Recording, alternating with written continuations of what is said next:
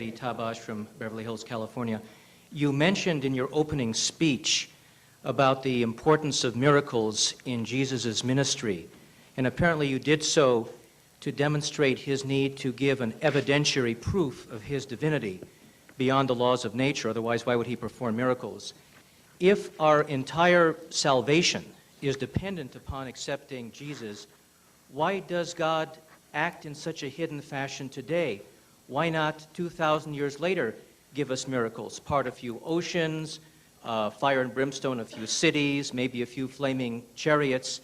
If we needed 2,000 years ago supernatural evidence to believe supernatural things, why is God so stingy today in denying us that same supernatural evidence, considering that so much rides upon it? Well, I would agree with the French philosopher and mathematician Blaise Pascal when he said that God has given evidence sufficient for those with an open mind and an open heart, but it's sufficiently vague so as not to compel those whose hearts are closed.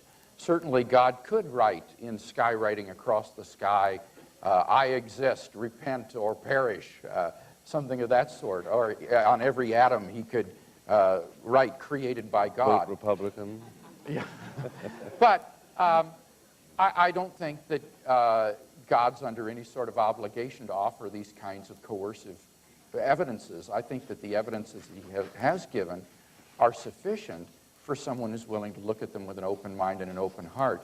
And I would add this other point, too, is that although I haven't talked about this very much tonight, I think that the primary way in which we know God exists is not through these evidences, but it is through this immediate experience of God himself, the fifth point that I talked about.